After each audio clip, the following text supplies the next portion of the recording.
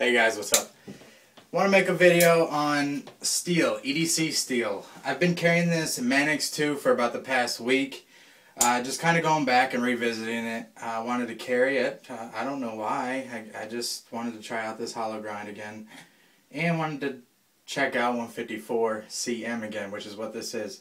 I have heard that Spyderco is going to S30V on this Manix. So I'm not sure if this is considered a collector's item or not. I wouldn't think so, but maybe. Whatever. I think maybe it's already gone through. I haven't kept up with Spyderco in about the past 3 or 4 months. So I don't know. Been carrying it. Really enjoy it. And then I had seen a video maybe a week or two ago with Jay Davis. And he was talking about how steel does not matter to him like it once did. And I've been that way maybe for 2 years or so. Well, ever since I got into Sebenzas. So, you guys all know how I feel about the Sebenza. The S30V, it's great for an EDC steel, even if they heat treat it maybe a little bit under what it should be. Or what Spyderco would do it, or Kershaw or whatever would do their S30V. But here's the thing.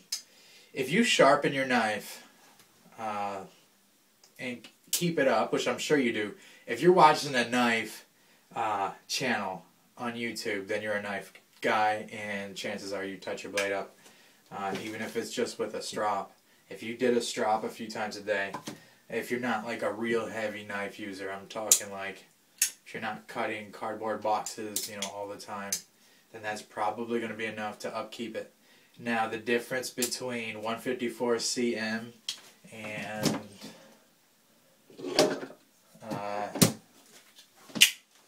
S90V, yeah, over extended periods, like maybe if you only wanted to sharpen your knife like once a month, S90V is a better choice. But most guys or women, if you're a knife person, upkeep their knives. So to me, honestly, it sounds super crazy.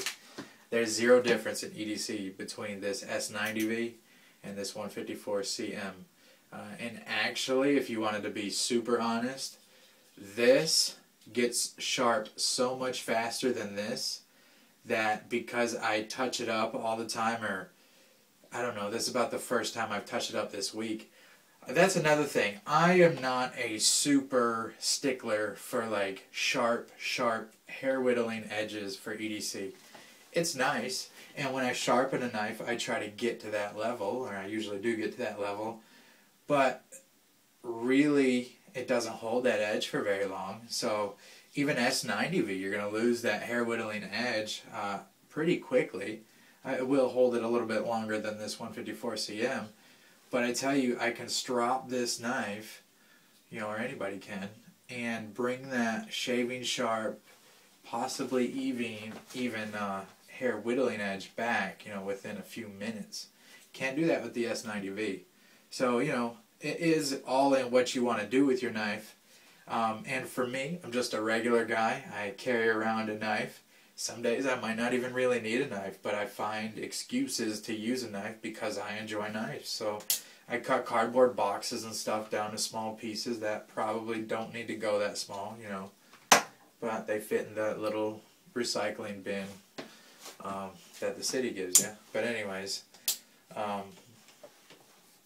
so basically for me, EDC steel, anything pretty much works. I'm not real picky. It has to have a good heat treat. I don't want it chipping on me, or I don't want to be able to not even get it sharp, or you know what I mean. I don't want it just rolling as soon as I cut into cardboard, or if I cut a zip tie, the edge just blows out into a big chip. But pretty much any well-known company worth its salt will have a good heat treat. Steel is about the last thing I look for in a knife. I'm looking for ergonomics, blade shape. Blade shape is important to me, so this wider leaf shape is nice. even when you're cutting through something thick, like the blade wants to stay straight all the way through.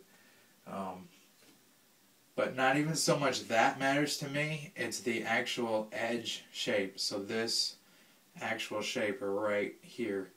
And one thing that I've noticed carrying this Manix too, usually I've been carrying a Chris Reeve style of knife for about the past, honestly, probably a year and a half, 2 years.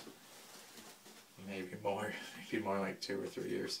I hadn't really bought any new knives in a long time. That's another thing I'm trying to debate. I don't think I've ever told you guys, I have a photo thread on Blade Forums that's about 2,000 pictures. About 10 pages of maybe 3,000. It's a lot of pictures. I filled a whole photo bucket up with them. And they're all posted to that thread. I'll put a link in the description below. I haven't posted that thread in maybe a year or more. And not everything I own or have owned is in that thread, but there's a lot of cool stuff in there.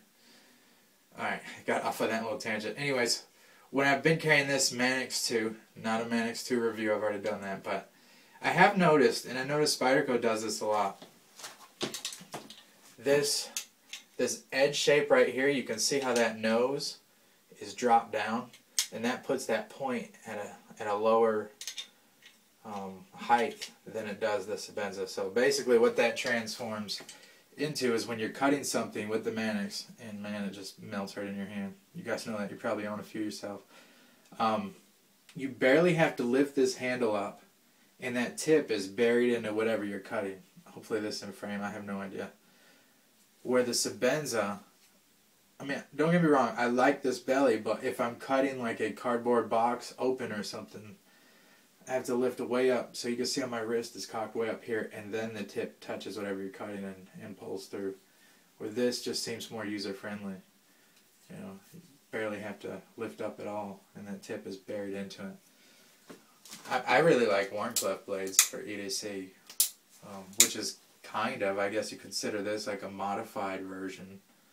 It's mostly a straight line, and then, you know, the nose drops down. Anyways, technicalities aside, Manix 2 is a great knife.